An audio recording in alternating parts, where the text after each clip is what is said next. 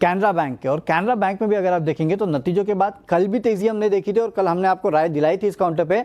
आज भी आप देखिए करीब 2-2.25% के आसपास के गेंस जो है वो कैनरा बैंक में देखने मिल रहे हैं। हालांकि चौथी तिमाही के अगर आप नतीजे देखेंगे तो हल्के फुल्के इधर उधर से कुछ खास नहीं किया कंपनी ने, लेकिन एक बात अच्छी है कि बाकी बैंकों के मुकाबले अगर आप देखेंगे तो कैनरा बैंक का परफॉर्मेंस जो है उतना खराब नहीं है। और इसके लिए आप देख रहे हैं कि स्टॉक में इस तरह की तेजी 2 दिनों से देखने मिल रही है।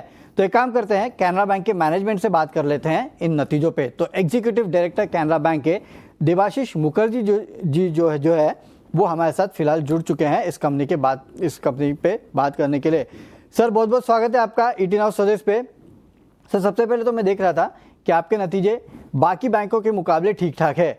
आगे चलते सबसे मेन तो है एडवांसेस ग्रोथ, उसको लेके आपका टारगेट FY26 का क्या रहने वाला है और कौन से वो सेगमेंट्स है जो कि इस पूरे ग्रोथ को लीड करेंगे, अगर ये आप हमें शुरुआत में बता सकें। देखिए, हमने जो अपना गाइडेंस दिया है एडवांसेस ग्रोथ 10 से 11% का दिया है। तो जैसे हमने पहले बार भी लास्ट ईयर भी हमने जो गाइडेंस दिया था उसको हमने क्रॉस तो किया था। इस बार भी हमें उम्मीद है कि जो हमारा गाइडेंस है 10 से 11% उसको हम अचीव तो करेंगे ही, हो सकता है उसको क्रॉस भी करें। चलिए, तो अपने गाइडेंस को आप क्रॉस करेंगे, यहाँ पे आपकी पूरी उम्मीद है और हमारी भी उम्मीद है कि आपकी कंपनी जो है इसको पार जरूर करेगी। लेकिन सर वो कौन से की लीवर्स होंगे जो कि FY26 में ओवरऑल ग्रोथ जो है उनको ड्राइव करेंगे? क्या वो रिटेल जो है, पूरा रिटेल सेगमेंट जो है उसके तरफ आप पुश करना चाहेंगे, या फिर कॉर्पोरेट क्रेडिट में रिवाइवल आप देख रहे हैं वहाँ से ज़्यादा मदद मिलेगी, या फिर डिजिटल आजकल जो नया वर्ड है वहाँ पे लेंडिंग बढ़ेगी, वहाँ से मदद मिलेगी? कहाँ से मदद मिलेगी सर? देखिए, ऐसा है कि अगर आप हमारा FY25 का फिगर्स देखेंगे, रैम सेक्टर में हमारा जो ग्रोथ था वो 13% से ज्यादा था। रिटेल, एग्रीकल्चर, MSME हर एक में हमारा ग्रोथ रहा। एग्रीकल्चर थोड़ा सा म्यूटेड रहा, लेकिन इस बार हम उसको कवर करेंगे। और रिटेल में तो बहुत ही अच्छा हमारा रिजल्ट रहा। MSME में भी 8.23% का ग्रोथ रहा।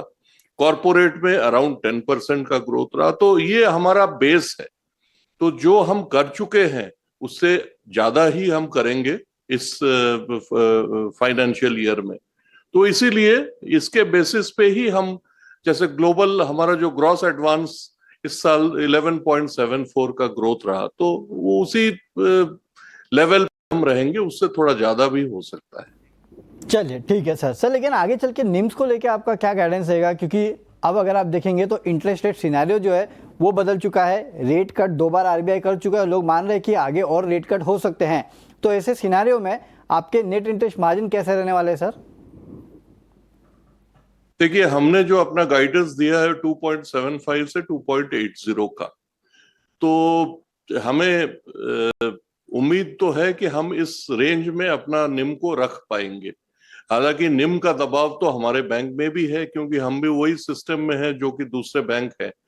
बट इसमें अगर आप हमारा जो कॉस्ट ऑन डिपॉजिट्स है उसको अगर आप देखेंगे तो मार्च 24 में हमारा जून 24 में हमारा 5.70 था और अभी जो है मार्च 25 में 5.74 है।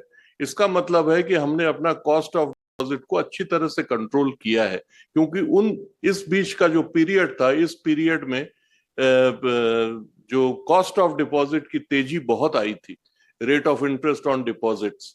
तो इसमें भी अगर हम ओनली 4 बिप्स का ही हमने उसमें बढ़ोतरी दिखाई है, तो ये पूरा कंट्रोल है बोल के ही हो रहा है। दूसरा, आप यील्ड ऑन एडवांसेस में आइए।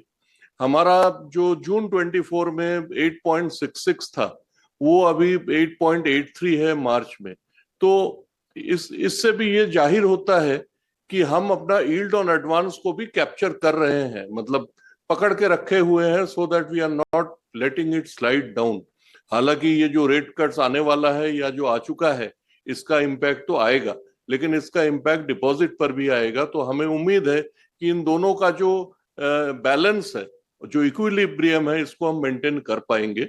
इसीलिए हमने इसको सोचते हुए निम का जो गाइडेंस दिया है वो 275 से 2.80 का दिया है। 75 से 2.80 के आसपास का आपका निम का गाइडेंस है, लेकिन स्लिपेजेस में क्या हो रहा है सर? Q4 में स्लिपेजेस किस हिसाब के रहे हैं और आगे चल के एसेट क्वालिटी को लेके आपका क्या अनुमान है? देखिए, क्रेडिट कॉस्ट हमने थोड़ा ज्यादा रखा है। 0.90 जो गाइडेंस है वो हमने इसलिए रखा है क्योंकि आप देखेंगे कि हमारा जो हिस्टोरिकल जो पीसीआर है, प्रोविजन कवरेज रेशियो, थोड़ा कम रहा है। उसको हम धीरे धीरे इंप्रूव करना चाहते हैं, 95% तक लाने की कोशिश कर रहे हैं। अभी हम 93 पर पहुंच ही गए हैं। तो इसीलिए हम थोड़ा स्लिपेज जो क्रेडिट कॉस्ट है इसको थोड़ा सा ज्यादा दिखा रहे हैं। हम कम दिखा सकते हैं लेकिन not at the cost of PCR. Okay, चलिए ठीक है सर। लेकिन सर डिपॉजिट्स, क्या आप बता सकेंगे कितनी रिप्राइसिंग कर रहे हैं आप डिपॉजिट्स में, क्योंकि जिस तरह से रेट कट हो रहे हैं और इसका आपके ओवरऑल मार्जिन्स पे क्या इम्पैक्ट होगा? क्या आप मान रहे हैं कि आगे चल के प्रेशर जो है वो थोड़े ईज ऑफ हो सकते हैं आने वाले क्वार्टर्स में?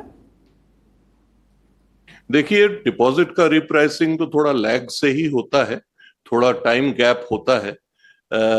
लेकिन हमें पूरी उम्मीद है कि जो ये डिपॉजिट रेट्स जो घटेंगे, इसमें हमारा कोई क्लाइंट या कस्टमर हमसे छोड़ के ना जाए। ये तो हम पूरी कोशिश करेंगे कि हमारा जो डिपॉजिट रेट्स होगा रिटेल डिपॉजिट्स पे, इवन बल्क डिपॉजिट्स पे, हम मार्केट से आउटलायर नहीं रहेंगे, हम कॉम्पिटिटिव रहेंगे, इतना मैं कह सकता हूं। और अभी तक हम करते आ रहे हैं। इसीलिए आप देखिए हमारा डिपॉजिट ग्रोथ भी टर्म डिपॉजिट में 11% से ज्यादा रहा, रिटेल टर्म डिपॉजिट में 6% से ज्यादा रहा, जबकि इतना रेट वॉर हो रहा था मार्केट में।